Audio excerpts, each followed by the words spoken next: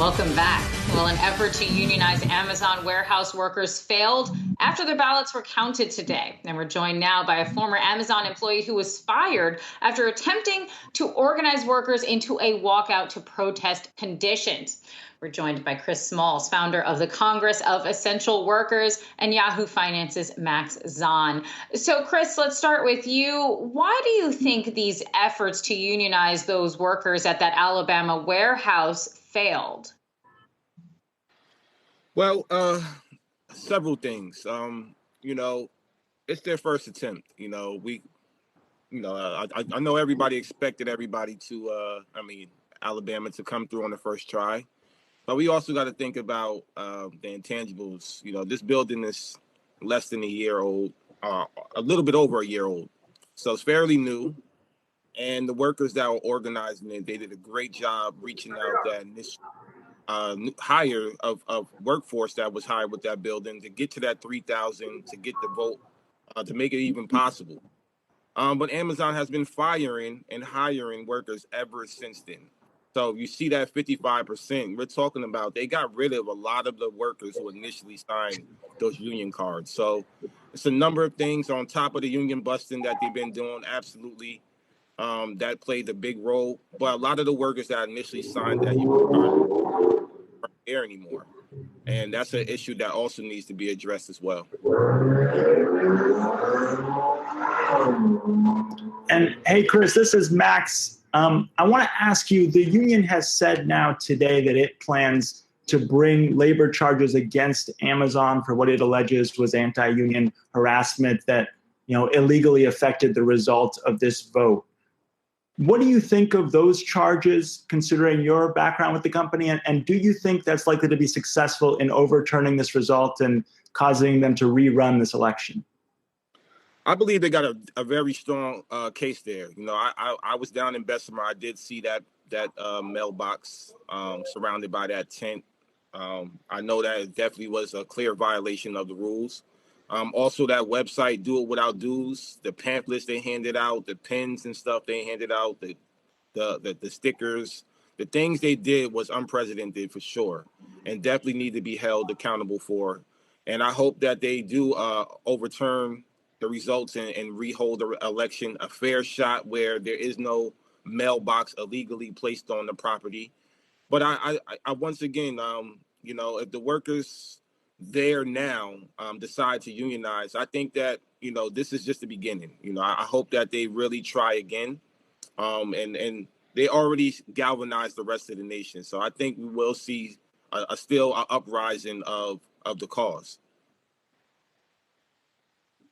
And Chris, you're in touch with a lot of Amazon workers, some of whom, in light of this organizing drive in Bessemer, have been saying that they want to start union drives at Amazon in their own facilities. I wonder if you've spoken with any of those workers since this result came down today, if you've heard anything from them, and whether you think, as some do, that this could discourage workers from organizing their own facilities, considering the risk that it takes to do so, and this landslide vote against the union in Bessemer. So, yes, I have spoken to several workers in several different locations, and I can assure you that there are efforts that already have begun, and there will be efforts that will be going public very soon. And I know for one in particular that I'm a part of, and that's right here in my home base, so to speak, at JFK, Staten Island.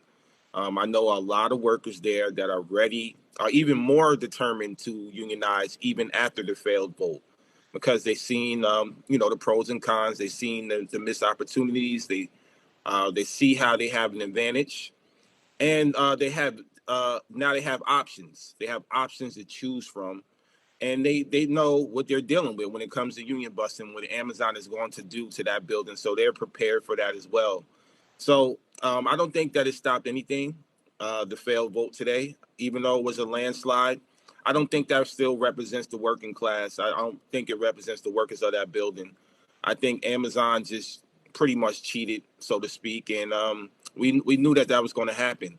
Now it's our time to pretty much continue to fight and press on and just try again, and I believe that it absolutely will happen. Guarantee it.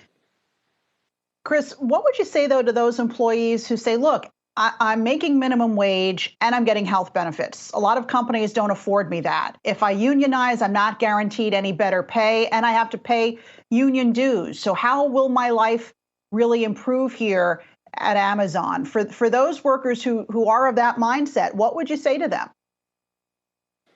Well, it's simple. I would tell them, take a look at some of the stories you heard in the last year about workers being fired and retaliated against. It wasn't just me, it was several others, several across the country, across the world, that was ousted by this company. I just talked to Tim Bray last night. Tim Bray, a VP at AWS, who resigned in solidarity with the workers who stood up last year, including myself.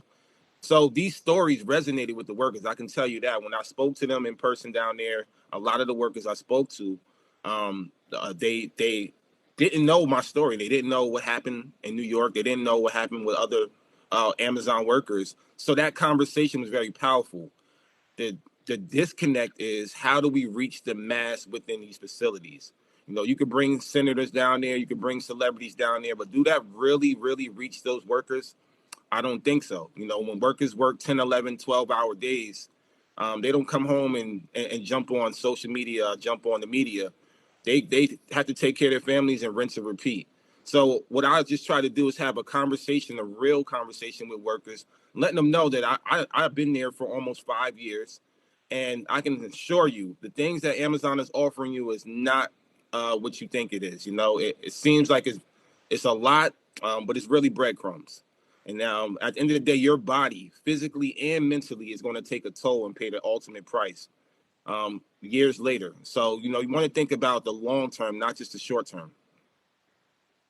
All right, we will leave that there. And of course, continue to keep an eye on any further unionizing attempts that might be made from some of those Amazon workers. Chris Smalls, founder of the Congress of Essential Workers, Yahoo Finance's Max On. Thank you both for today's conversation.